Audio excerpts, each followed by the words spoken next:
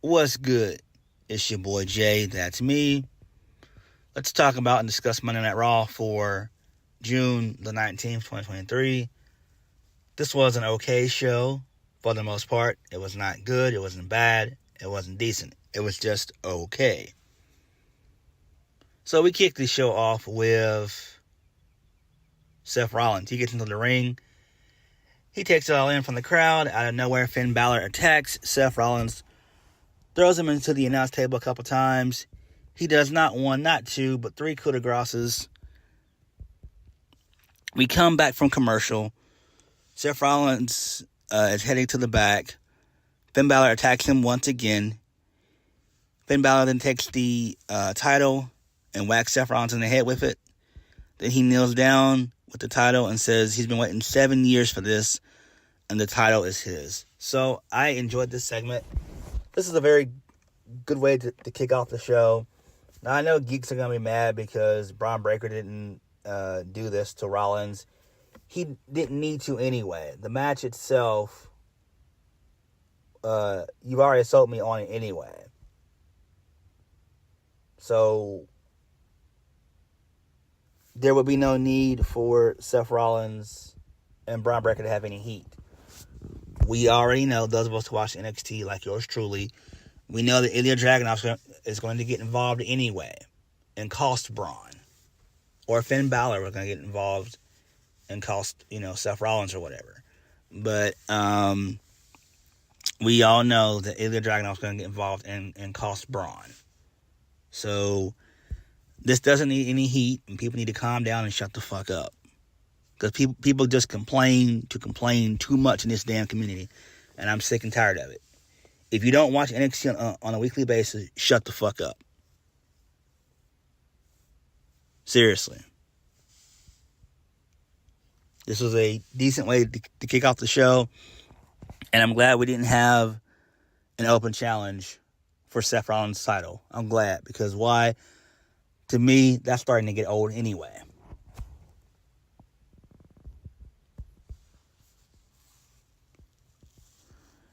Moving on. So Miz comes out. He gets a mic. He says he's angry. He started Seth Rollins' problems. What about his? Miz says he's going to enter the open challenge and win. My bad. Miz said he was going to answer the open challenge and win the WWE World Heavyweight Championship. Miz goes on about how he's a god here in Cleveland. He issues an open challenge of his own. Out comes Tommaso Ciampa to answer that challenge. So, Miz attempts to embrace Ciampa. Out of nowhere, Tommaso decks him with a right hand. This leads us into our first match of the night.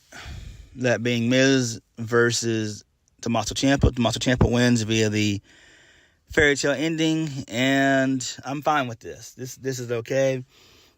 I'm glad that they talked about it on commentary, that being Corey Graves and Kevin Patrick mentioned on commentary that Tommaso Ciampa and Miz had an alliance before he got injured and had successful hip surgery. So I'm glad that Tommaso is back. So we all know that Johnny Gargano is not too far behind. So we'll probably get DIY versus Kevin Owens and Sami Zayn at SummerSlam. Which would be decent. And I'm talking about an actual feud, not just a one-off match. We need an actual feud between those guys. I think that could be okay. And that's the only way that you salvage Johnny Gargano. Tommaso Ciampa is fine on his own. Johnny, not so much. Moving on. So, Judgment Day. They come out. So, Finn Balor says Seth Rollins' Open Challenge was canceled by him because he's the one who will win the WWE World Heavyweight Championship. Finn says if fans like singing Seth's song so much, they can sing it at his funeral. Rhea goes on about how the Judgment Day will dominate their respective matches at Money in the Bank. Damian Priest promises to bring the briefcase home, and then warns Cody Rhodes to quit talking about Dominic. Dominic tries to talk, but the crowd boos, and they're super loud, so I'm loving the heat that Dom continues to get week in, week out. Dominic finally challenges Cody to find 2 partners and step up to face Judgment Day later on tonight. So this is fine.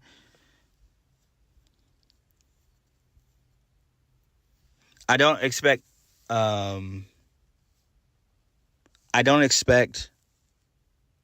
Dom to win with Cody at Money in the Bank, and I do not expect Damian to win Money in the Bank at all. That's just me. So Byron Saxton, he's backstage with Kevin Owens and Sami Zayn. He asked about the bloodline, but Owens is sick of talking about them each week. Sami says enough is enough. He didn't want to do this in public, but he's coming off as a friend. He's coming as a friend, and he thinks that Kevin Owens is a rageaholic, which I agree, with anger problems. Kevin Owens denies this. Sami says he'll drop it if Owens can go for the rest of the night without blowing up. And if he blows up, he has to admit he has a problem. And then Kevin Owens says to Sami, it's on.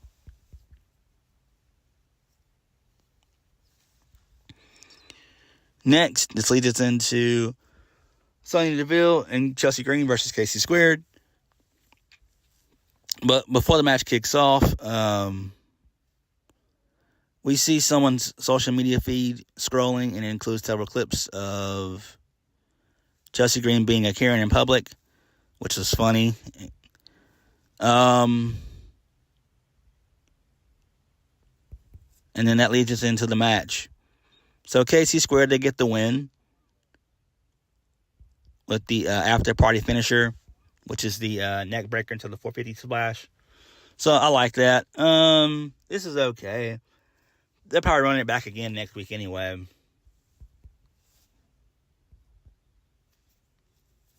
Moving on.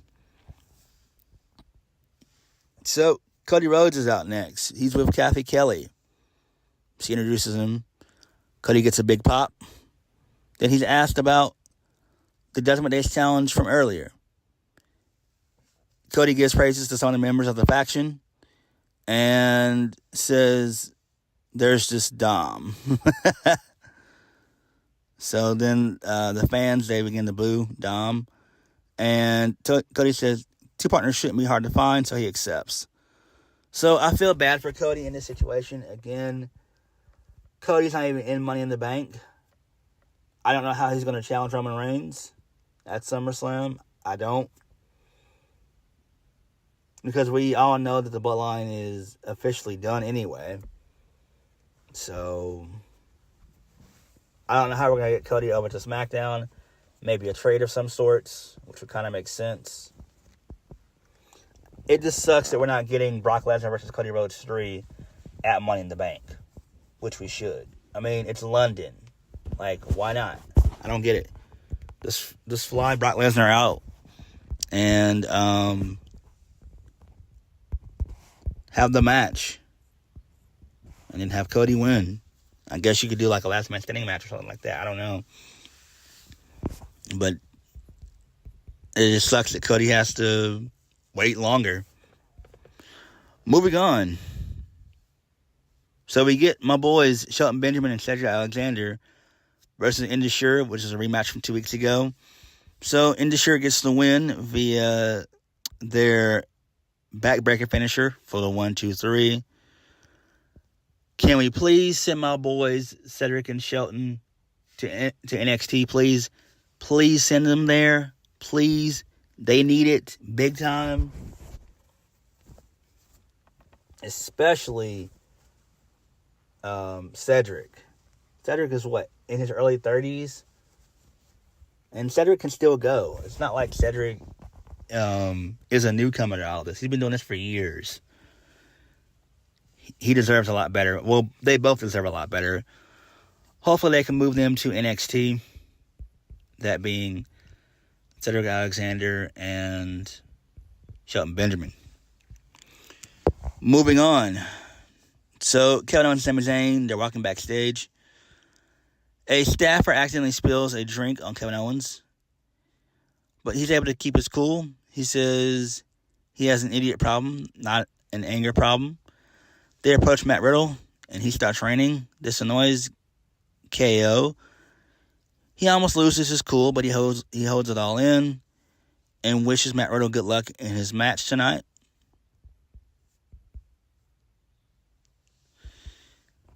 Okay, that was fine, I guess.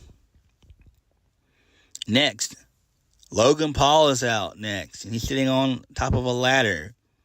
And I know a lot of people on social media lost their minds and saying, why is Logan in this match? It's simple, star power. The Money in the Bank was super mid. None of those guys would be any threat to Seth Rollins or Roman Reigns. None of them.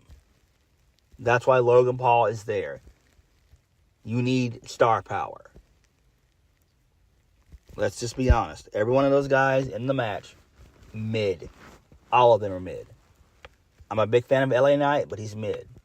I like Nakamura, but he's mid. I like Ricochet. He's mid. All these guys in there are mid. Damian Priest, same thing. Mid. It's just the facts. So I'm glad that Logan's going to be in Money in the Bank, and it makes sense. I know people are going to complain, because that's all they can do, is bitch and moan and complain when they don't get their way. This makes perfect sense. You know Logan Paul's not going to win anyway.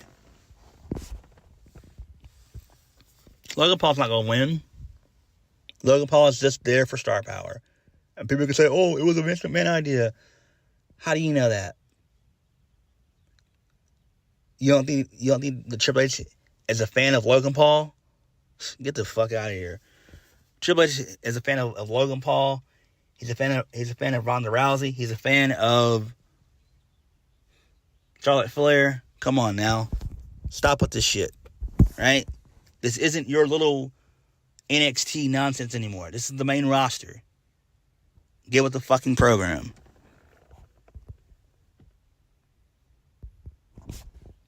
So, Logan Paul's glad to be back in Ohio. He talks about seeing young fans in the crowd who just need to be inspired. Logan Paul says the best people in the world come from Cleveland. So, Logan Paul mentions LeBron James, Jerry Lawler, and himself. Then Logan Paul goes on to insult the people of Cleveland, which he gets some boos. Logan Paul goes on about how Cleveland says Clevelanders... No, my bad. Paul goes on and says, now Clevelanders stop losing. He went to WWE management, and now he'll be competing in Money in the Bank. Paul says he'll win the briefcase, then the cash in and win the title, and bring the title back to Cleveland to celebrate. Out comes Ricochet. Oh boy. So we do this typical everybody comes out nonsense. I hate this shit. So Ricochet says Logan's only in the match because Ricochet made Logan Paul go viral at the Royal Rumble. Ricochet, this changes nothing as he'll win Money in the Bank. Shinsuke Nakamura comes out and does the same thing. He says, unlike Ricochet, he does care that Paul's in the match, and this gives him more of a reason to win. Out comes LA Knight to a big pop. He takes shots at everybody, including Logan Paul. Santos Escobar comes out, who hears nothing but empty promises. Santos says he'll win Money in the Bank and represent the LWO. Then out comes Butch, and then that leads into a massive brawl. But then Logan Paul stands tall, and he runs onto the ladder and poses near the briefcases. But before he did that, he did a Was it a tope suicida, taking out everybody? So that's pretty cool. I like it. Again, I don't see Logan Paul winning. I don't. He's just there because it's London and they need star power. We'll see Logan Paul again at SummerSlam. Common sense. I don't know what they're going to do at SummerSlam with Logan Paul. Logan Paul is just there because of the simple fact the Money in the Bank needs star power, and hopefully they have some plans for Logan Paul at SummerSlam. And if he ends up winning Money in the Bank, so be it. Who cares? Doesn't matter. I mean, I like LA Knight, but again, he's not believable to defeat Seth Rollins or Roman Reigns. Let's just be honest.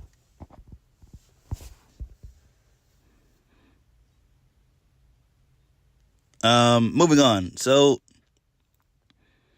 the announcers say that doctors have ruled that Seth Rollins can't compete tonight. Moving on. Matt Riddle versus Ludwig Kaiser. Matt Riddle gets the win via the Bro Derek. Post-match, Gunther and Kaiser beat down Matt Riddle, and Gunther stomps his leg a couple times. Well, his ankle. Moving on from that. So Imperium, they approach Kevin Owens and Sami Zayn backstage. Ludwig brings up what just happened to Matt Riddle, and this annoys Kevin Owens. But Owens almost snaps, but he brings it in, and the champs walk off. Every damn week we see Chad Gable in a match. This leads us into the Alpha Academy versus the Viking Raiders. The Viking Raiders get the win here, but it was a good spot where Maxine Dupree hits Valhalla, a.k.a. Sarah Logan, with a suplex on the outside. This allows for Eric to hit a modified GTS for the 1-2-3 on Chad Gable. Okay, who cares? They'll run this match back again next week. Who gives a shit? Not me. Continuing on. So Judgment Day, they're backstage. Dom says he didn't care about Cody Rhodes' partners because we all are on the same page. Finn Balor agrees. Damian Priest is asked, and he says their issues are not with each other. Rhea says she's looking forward to see what they do to Cody after he trash talked Judgment Day. So this leads us into Rhea Ripley versus Natalya. Oh my God. TJ, my guy, can you please impregnate Natalya or give her a backstage producer role like you have, please, so we can get her off my damn television? Please get her off television. Please. What is Natalya's purpose there? Get her off television. Thankfully, this wasn't even a match. Rhea Ripley did what she did at Night of Champions. She beat down Natalya, threw her into the steel steps a couple times, and hit a riptide, and the officials call off the match or whatever. So that was great. So thank the wrestling gods for that. That was brilliant. Great. And then Natalya, before the match, she goes on about how Rhea rocked her to her court Night of Champions, and she's still trying to figure out where she fits in. Natalya, you don't fit in anywhere. You need to fit in backstage. That's where you need to fit in. And then she goes on and says, tonight is a second chance to prove to Rhea and herself that she belongs. Again, Natalya, please go backstage. That's where they need you the most. Either be a backstage producer or a coach or have a child or adopt a child. Those are your 4 options. Get the fuck off my television.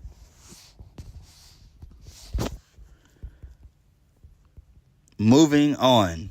So Akira Tozawa, he walks up to Cody backstage. He offers to be Cody Rhodes' partners.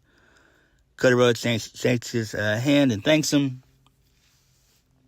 Kevin Owens and Sami Zayn end up walking up to Cody Rhodes. They all agreed to team up in the main event, which I predicted anyway. I already knew as soon as Dom said a six-man tag, I knew it was going to be Cody Rhodes, Sami Zayn, and Kevin Owens. Who cares? Moving on. So we get a little video package, pre-recorded video with Trish Stratus and Zoe Stark. Well, they're having a friendly discussion over who will win the Money in the Bank. And then they both take shots at Becky Lynch. So this leads us into Raquel Rodriguez versus Trish Stratus. Trish Stratus ends up getting the win via DQ because Becky Lynch comes out towards the end of the match and gets involved. Okay. Who really cares? The match itself was okay. And it was pretty cool to see a little stare down between Rhea Ripley and Raquel Rodriguez. I thought that was pretty cool. I think they're setting things up for that in the future. Again, I don't see Raquel winning Money in the Bank. I think that's going to be all Zelina Vega. I think she's going to be the one to win there. Becky basically has issues with everybody in the match. Well, basically, Zoe Stark and Trish. So I don't see any of them being a factor. So I'm just going to go out on a limb and say that Zelina Vega is going to win Money in the Bank. She's my main pick to win, if we're being honest. Moving on. So Finn Balor. We see a recap of what Finn Balor did to Seth Rollins earlier on in the night. So Kathy Killer, she's backstage with Braun Breaker. She's asking him about tomorrow night's WWE World Heavyweight Championship match with Seth Rollins on NXT and Seth Rollins' condition. Braun says Rollins won't use what happened tonight as an excuse. He's a fighting champion and the workhorse. Braun says if you think what Balor did to Rollins was bad, just wait and see what he does to Seth Rollins tomorrow night. Braun says maybe doctors will prescribe Seth Rollins enough courage to show up at NXT, and if so, we can get used to seeing Braun's face on Raw more often as champion. So this was okay, even though we know Braun's not going to win. I do hope that we see Braun Breaker on the main roster maybe after SummerSlam, because I think all he needs to do is put over Ilya Dragunov and then essentially go on to the main roster. I don't see him getting a third title match with Carmelo because Melo has beaten Braun twice. So you can't run that back. A third time, you just can't do it. So I do think that we'll see Braun Breaker on the main roster in due time. Probably after SummerSlam. Hopefully. Next, Becky Lynch is backstage with Byron Saxton, asking about how she ended up helping Trish Stratus qualify for Money in the Bank. Becky says she screwed herself, or did she? Becky says she now gets Trish in a match of ladders, and Becky goes on about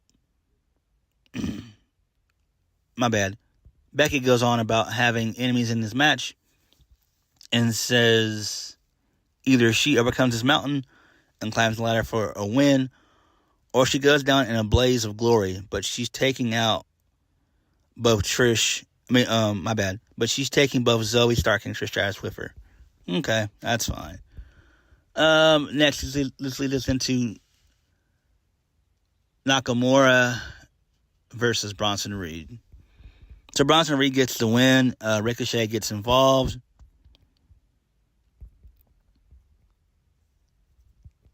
So there's that. I'm guessing we'll get Ricochet versus Bronson Reed next week, since he cost Shinsuke Nakamura the match. Who knows? Who cares? It doesn't really matter. And moving on. So Seth Rollins is in a local hospital. He's getting checked on, or about to. He said that they... my bad. So Seth Rollins said that they took him away from the arena for x-rays, but he doesn't give a damn what the doctors say. He'll be at NXT tomorrow, and Rollins sends a harsh warning to Braun Breaker. And he says, as for Finn Balor, Rollins says that was the Balor who beat him 7 years ago, so welcome back. Rollins says Money in the Bank can't come soon enough. Okay, fine with that. Main event, 6-man tag. Kevin Owens and Sami Zayn and Cody Rhodes versus the Judgment Day.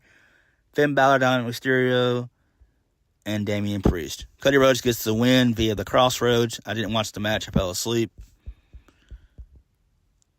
And the babyfaces celebrate, and that's how we go off the air.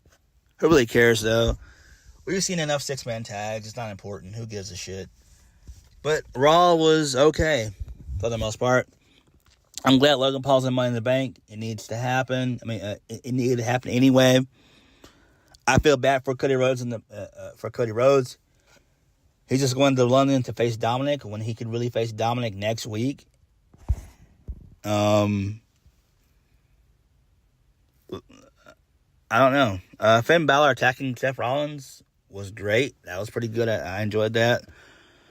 Braun Breaker showing up on Raw was okay. Even though it was a backstage segment, it's okay. He got a little reaction. And I do see him going to Raw when he finishes up with NXT. I think that they'll probably end up maybe trading Braun to Raw. So I do see that happening. But, Monday Night Raw for the most part was okay. But what did you guys think? Let me know. Please hit the like button, comment down below, and subscribe for more videos. I'll catch you guys later. Peace.